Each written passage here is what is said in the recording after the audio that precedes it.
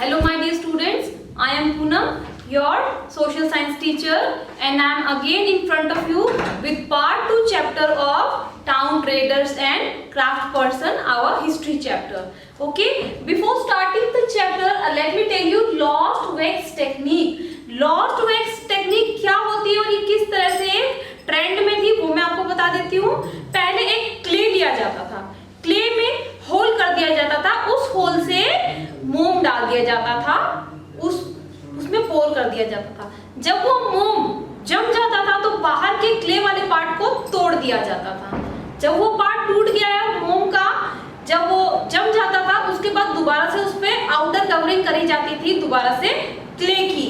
ठीक है, इस तरह से उसके ऊपर नक्काशी करी जाती थी, उसकी फिनिशिंग करी जाती थी। लॉस्ट वैक्स टेक्निक इसको इसलिए कहा गया है क्योंकि एक बार वैक्स डाल के उसको रखा जाता था ठंडा होने के लिए। जब वो सेटल हो जाता था, जब वो ठंडा हो जाता था तो उसके बाद उसको लॉस्ट कर दिया जाता था वैक्स को।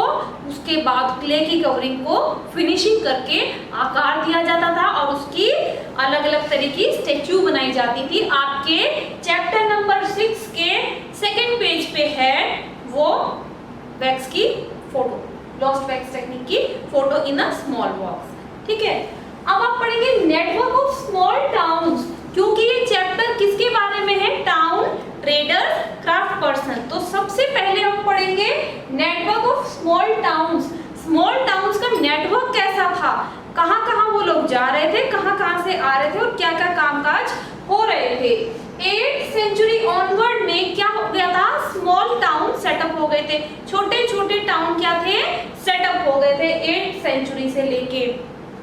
और उनमें दो तरह की चीजें बन गई थी। एक तो मंडी बन गई थी जहां से लोकल विलेजर्स क्या करते थे?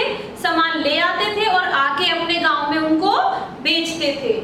हाट क्या होती है? हाट में भी चीजों की सेलिंग होती है, वहां पे चीज बिकती है और खरीदी जा सकती है, चाहे वो क्राफ्ट की चीजें हो, इयररिंग्स हो, चप्पल हो, कपड़े हो, काफी सारी चीजें।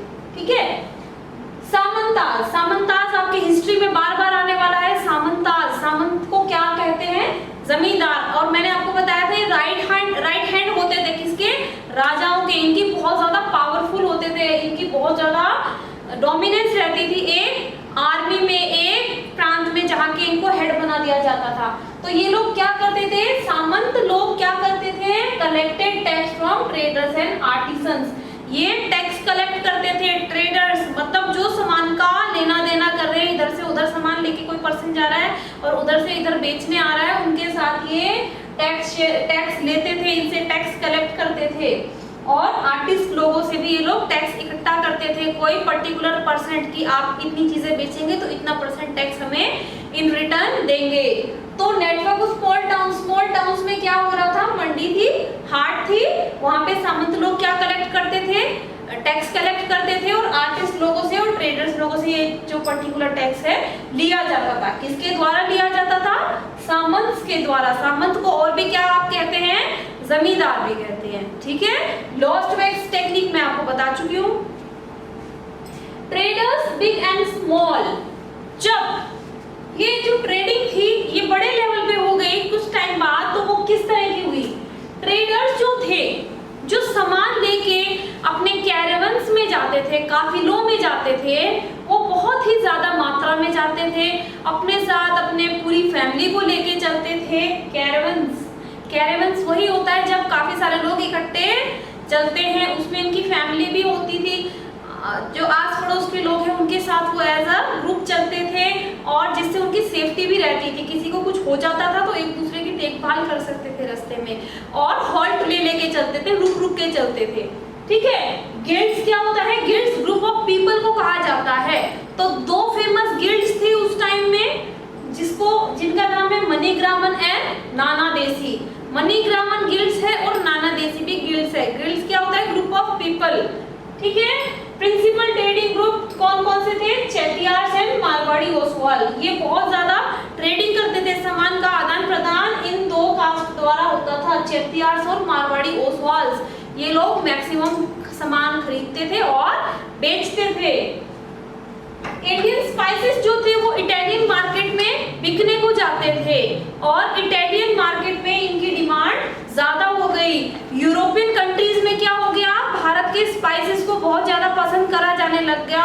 उनको यहाँ के मसाले पसंद आते थे, क्योंकि हमारे जो साउथ में है, south is a major centre where these spices are grown, ठीक है। तो वहां से इनका जो है फेमस हो गए, एक तरह से यहाँ के लोगों को पसंद आने लग गए, यूरोपियन लोगों को पसंद आने लग गए हमारे जायके और हमारे स्पाइसेस को वो अपने फूड में इंक्लूड करने लग गए, ठीक है। एंड इवन द कॉटन जब इंडिया से बाहर जाता था तो उसकी डिमांड एकदम से ड्रास्टिकली बहुत ज्यादा बढ़ गई और यहाँ का मार्केट क्या हो गया, हाई हो गया, अप आ गया, ठीक है। तो इस तरह से स्मॉल स्केल पे बिजनेस शुरू होता हुआ लार्ज स्केल पे होने लग गया और धीरे धीरे क्या हो गया, ट्रेडिंग बढ़ती गई और प्रॉफिट कमाते गए लोग, ठीक है। तो आज आपने देख सुना था लॉस्ट वैक्स टेक्निक क्या होती है, जिसमें एक आइडल के अंदर वैक्स ट्रैप कर दिया जाता था।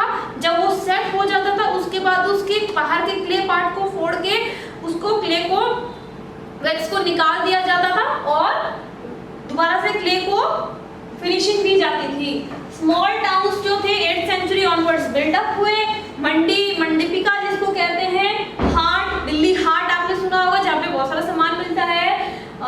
सामंतास कौन होते हैं, जमींदार होते हैं जो टैक्स कलेक्ट करते थे ट्रेडर्स एंड आर्टिसन से। जब ट्रेडिंग बिग होने लग गई, स्मॉल थी तो किस तरह के डिफरेंसेस थे। ट्रेडर्स कारवंस में चलते थे just for the sake of safety और एक दूसरे का ख्याल भी रहता था। 2 तरह की गिल्ड्स बताई है मैंने आपको, मनीग्रामन एंड नाना देसी। प्रिंसिपल ट्रेडिंग ग्रुप कौन कौन से थे, चेटियार्ड्स एंड मारवाड़ी ओसवाल, ये 2 प्रमुख ट्रेडिंग ग्रुप्स थे जो बहुत ज्यादा ट्रेड करते थे। Indian spices and Indian cotton clothes were very famous in Italian traders and even the spices of India were famous. So I hope आपको ये चैप्टर समझ में आया होगा और ये 2 टॉपिक आप डिटेल में अपनी बुक में भी पढ़ने वाले हैं और इन्हीं की ही मैं वर्कशीट आपके साथ जल्दी शेयर करूंगी with this video. Thanks for watching the video. Thank you.